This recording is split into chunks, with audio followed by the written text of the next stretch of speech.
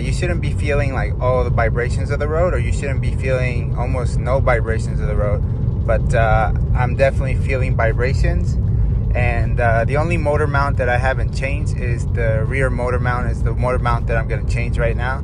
And it does click and clang, so you can kind of feel the engine, especially when the wheel is fully turned to one side or the other side. I can definitely hear the engine clatter. So hopefully when I do this, I'm trying to do this before winter, because I'm not trying to get underneath the car. It's all right, the rear motor mount, you see it right there. All I'm doing is supporting it here with the my jack, and when I go ahead and lift it, see how it rocks up and down? It shouldn't have that much play. Shouldn't rock that much right there. Got a 19 mil.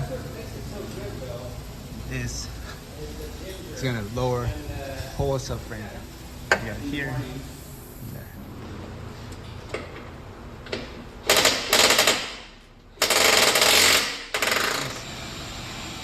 On the frame itself, there's 2 holes here, and there's 2 14 mils in here, which connect directly into this piece here, which is the piece that I'm taking off. So it's these 2 and this one. And this one is, I believe I can take this from the bottom. Yeah, so I'll take this one as well off from the bottom. So these 2 and these 2, and they're all 14s. That's a cool part about it. Take that, and this thing should pop up. And then I brought these down some, this one and this one, so I can relax the frame. So when that does separate, it should give me some space in there. Since that guy's off, basically this shouldn't be rattling back and forth, and that's where you get that noise from. Hear that clanking back and forth? Should be able, I'll pull this out this way, and I'll be able to swing this back and forth and pull it out. All right, so this is the step I'm doing. You see right there, you need to go all the way from there all the way over here, because if you go from here, you don't have any leverage, and here I have a ton of leverage, and I have room to take that out. So, and it's just a couple extensions, 1/2 inch and a 17 millimeter right there.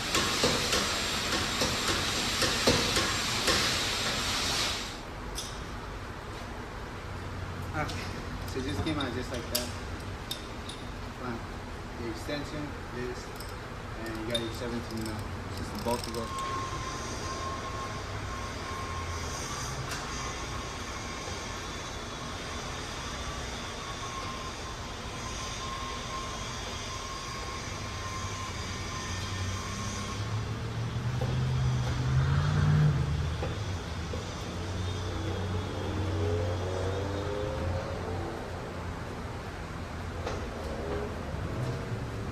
I had these subframe bolts here, and it's 1 and 2 right there, but the lower cradle here where the subframe is at, these 2 additional bolts, you got to loosen them up as low as you can, and it kind of lets you wiggle this part out, and that's where I'm kind of jammed up at.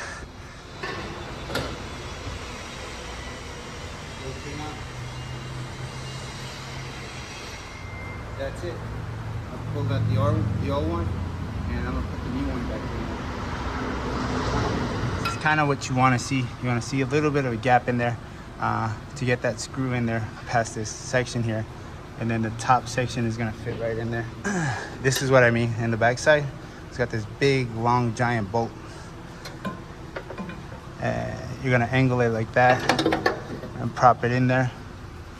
This back section here is gonna be a pain, but you gotta get it past that, wiggle it, so you get it past that, fix it, and straighten it up in there. And this is gonna go in the front. 2 holes are gonna be here. I'm gonna align it, and there is a bolt. Comes in through the back side. This is gonna be angled just like that. and this bolt is going to be coming in through this backside and going in, and that is how it's going to look. But yeah, definitely subframe has to come out. These two bolts, completely take them out. I didn't take out the rear ones, but I got it ready. I didn't even show you guys as far as that because I was busy trying to take it out. But they're up there and they go in through this hole right here, and you can loosen them up just like that. But it's a pain in the ass. Main thing you need for this is a lift. Lucky for you guys, they're only like 3,000 bucks, and you need a shop, concrete floors, and a jack like that. You can do it out in the sidewalk, but I guarantee you it's going to be a pain in the ass. So I would definitely, if I had to do this again, definitely just pay Will, which is over there, so he can do this for me.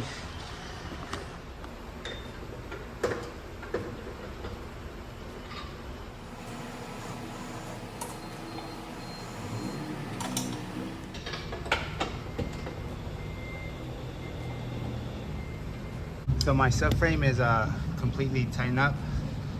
Again, it's this one screw here.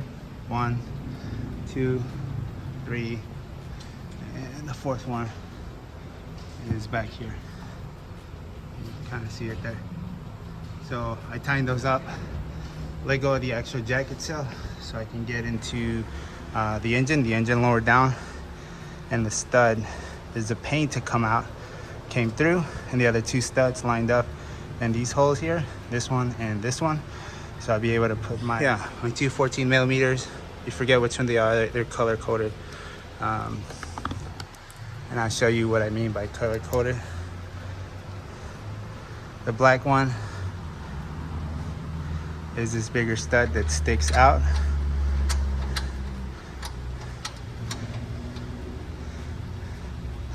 Put that on just like that. And then the other ones are these white studs. Go right in there. And all you do is you put it on your deep well here, and you hand tighten it. I always do that prior to sending it with the gun, because you definitely don't want to cross thread it, especially in a spot like this. And I repeat the process.